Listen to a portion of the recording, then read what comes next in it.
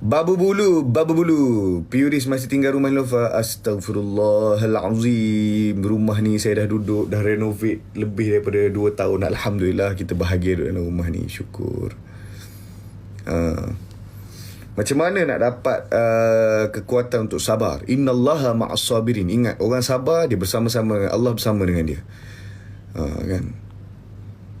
Cari calon, Ustaz. Nak cari macam mana? Aiman peringkat ustaz-ustaz, saya orang biasa saja. Jadi Aiman kena cari ustazah. Semoga saya berjumpa dengan lelaki yang baik, insya-Allah. Yang mana yang mencari jodoh, yang ada masalah, semoga Allah SWT mudahkan anda semua, insya-Allah. Anima, Allah mudahkan supaya bersalin nanti, insya-Allah. Yang mana yang sedang mengandung, kita doakan kandungan. Okey, ni best. Alright. Kalau kita tengah mengandung ataupun suami isteri dia tengah mengandung, apa doa yang perlu dia belajar ataupun apa doa yang dia perlu tahu untuk dibacakan kepada anak dia itu nanti? Selain daripada azan di telinga sebelah kanan kalau ianya lelaki, dan iqamah sebelah kiri kalau perempuan, iqamah sahaja, dia juga boleh buat satu perkara berkenaan dengan doa. Doa yang mustajab yang Nabi SAW ajarkan. Macam mana doa Nabi ajar? Nabi ajar doa apa untuk anak-anak ni? Yang pertama, U'aizuhu bikalimah. Ni Nabi baca dekat Hasan dan Husin, cucu Nabi SAW apabila mereka lahir. Sebab tu Hasan dan Husin ni mereka menjadi orang yang hebat, mereka menjadi orang yang berilmu dalam agama dan juga pemimpin pada satu ketika. Apa doa dia? U'aizuhu bikalimatillahi tammah wa min kulli syaitanin wahammah wa min kulli ainin lammah. Ya Allah, aku minta perlindungan. U'aizuhu bikalimatillahi tammah. Aku minta perlindungan daripada kalimat-kalimatmu, daripada kehebatanmu, untuk perlindungan cucu aku ini ataupun anak aku ini. U'aizuhu bikalimatillahi tammah wa min kulli syaitanin wahammah. Dan aku minta syaitan dan juga perkara-perkara yang tidak baik mengganggu anak aku ini. Wa min kulli u'idzu bikalimatillahi tamma min kulli syaitanin wahammah wa min kulli ainin lamah. Dan daripada mata-mata yang membenci, daripada ain ataupun daripada mata-mata yang tidak sukai pada anak aku, kau lindungkanlah ya Allah SWT. Ya Allah, ya Rahman, ya Rahim. Jadi ni doa yang kena amalkan kalau ada anak nanti esok, insya-Allah. Nak tanya, kalau setiap hari terlepas solat subuh, even dah usaha, dah bangun, tapi lepas tu qada boleh ke? Itu belum, itu boleh diusahakan lagi lah, insyaAllah. Takkanlah sehari tak pernah bangun waktu subuh. Ustaz, macam mana nak minta Allah makbulkan doa kita? Saya nak pass exam. Okey, Vanilla bin Latte.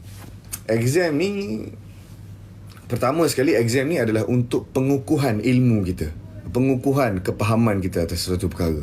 Itu adalah exam lah.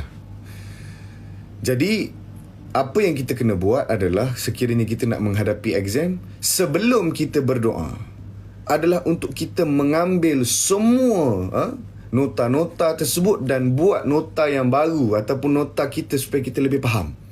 Contoh, dulu saya belajar sikit tentang law kan, itu undang-undang. Sampai hari ni pun saya ingat, sebab masa nak exam tu saya ingat saya tampal dekat-dekat 15 kali nota-nota yang ada di bilik saya. Dan dia ni kena jawab dalam English kan. What is law? Orang tanya, apakah itu undang-undang? Laws are rules and regulation that binds together the society, that binds together to govern the society. Undang-undang adalah perundangan adalah sesetengah ataupun sebeberapa rules and regulation, terma dan syarat yang telah dikumpulkan untuk govern, untuk mengawal sesuatu masyarakat. Jadi saya ingat sampai hari ni, walaupun pada awalnya sukar untuk kita jawab dalam bahasa Inggeris ni kan, sebab kita pun sekolah kampung wak. Tapi tak ada masalah. Yang penting perlu ada nota sendiri. Ni sedikit sebanyak. Bukan pelajar cemerlang, pelajar yang tak berapa bagus juga. Tapi Alhamdulillah, graduate baru-baru ni atas daripada 3 pointer, syukur. Anda boleh lakukan satu perkara yang baik, iaitu mengadakan nota anda sendiri selepas membaca nota-nota yang anda telah buat, supaya the takeaway ataupun apa yang anda dapat daripada situ adalah nota yang baik, dan nota itu boleh dibawa dalam exam, insyaAllah mudah. Ni kita dah buat untuk beberapa tahun dah, insyaAllah. Okey, ni doa untuk hadapi temuduga kerja. Okey, Hafifah Muhammad. Pertama sekali, ni pun juga dia macam ni tau. Agama ni dia bukan kena doa semata-mata. Bukan doa sahaja yang perlu. Dia perlu juga kepada usaha. Tengok cerita Nabi Musa AS. Nabi Musa ni dia izhab ila Fir'aun, dia suruh izhab ila Fir'auna innahu tagha kan. Dia kena jumpa Fir'aun untuk buat dakwah. Tapi walau bagaimanapun dengan penuh kelembutan, dengan penuh kerendah dirian datang jumpa dengan Fir'aun. Fir'aun menyebut ana rabbukumul a'la, aku Tuhan yang maha tinggi. Dia masih lagi mengaku yang dia Tuhan dan dia hebat lah. Cerita dia lah tu kan. Tetapi yang kita nak tunjuk kat sini adalah yang kita nak simpulkan, walaupun Nabi ni seorang Nabi, walaupun dia tahu tongkat dia ni mempunyai pelbagai kehebatan, tetapi dia tidak baling ataupun dia tidak macam buat macam mana yang kita tengok dalam Harry Potter tu contoh kan. Wingardium Leviosa ke apa-apa benda tu, dia tak buat macam tu. Dia disuruh ketuk juga Allah SWT isbatkan suruh ketuk tongkat tu kepada laut. Maka terbelahlah lautan tersebut. Terbelah lautan tersebut yang mana lebih hebat daripada mana-mana aquarium yang kita boleh pergi hari ni pun. Tak pernah ada sehebat itu. Jadi apa yang kita boleh ambil daripada penceritaan ini, walaupun dianya seorang Nabi, walaupun dia tahu tongkatnya mempunyai beberapa sakti dan mukjizat, tetapi tetap juga Allah SWT menyuruh apa? Ketuklah sikit. Sebab tu betul usaha tidak menjaminkan kejayaan sepenuhnya, tetapi usaha kena ada. Jadi kalaulah contoh hari ni nak pergi temu duga kan, kita kena tahu dulu di mana tempat kita kerja. Saya ada banyak kali interview pekerja-pekerja. Pertama kita kena tahu dulu di mana tempat kita nak kerja. Contoh kita pergi kita tahu mungkin kita daftar tapi kita tak sempat tengok gaji berapa, position apa. Sampai-sampai orang tu tanya, awak minta kerja position apa? Saya tak check lah.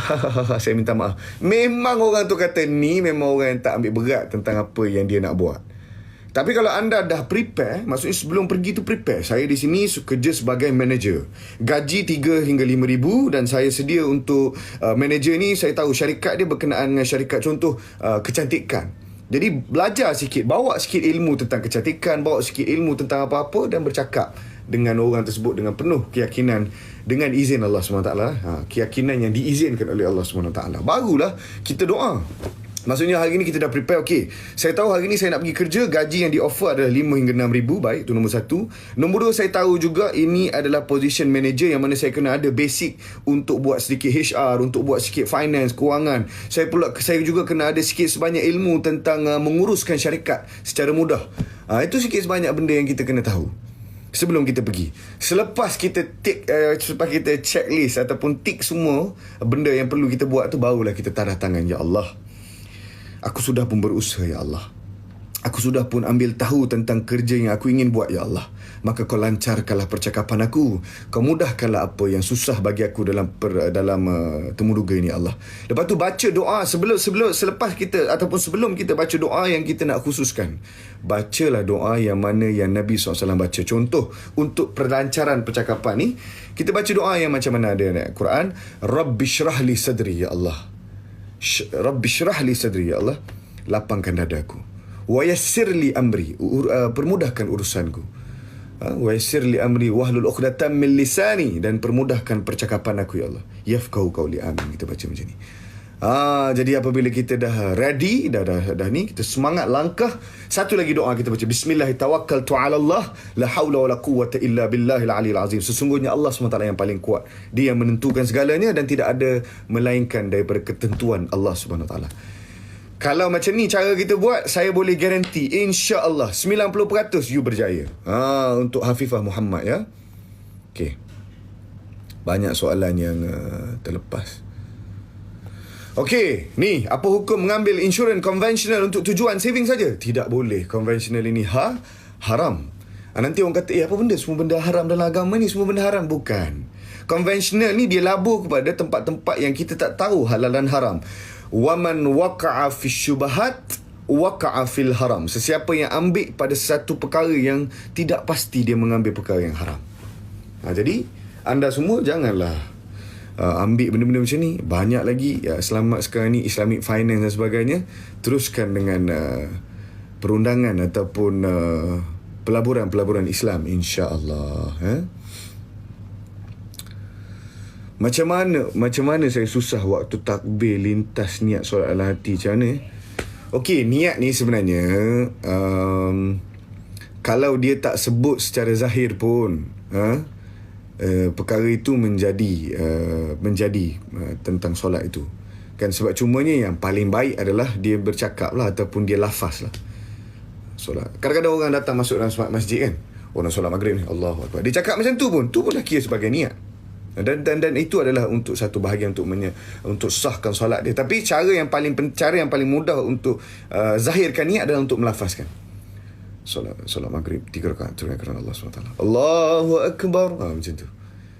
Ataupun solat isya 4 rakaat. Janganlah kuat-kuat nak solat maghrib ni 3 rakaat, Allahu Akbar. Jangan macam tu. Cakap kepada diri saja yang boleh dengar, solat maghrib 3 rakaat ataupun solat subuh 2 rakaat. Untuk Allah. Allahu Akbar. Dah cukup. Ini untuk praktis. Lama-lama boleh sebut dalam bahasa Arab. Nawaitu solat usalli fardu subhi raka'ataini lillahi ta'ala. Dah macam tu saja. Jangan susah-susah, jangan pening-pening sangat untuk niat ni. Okey.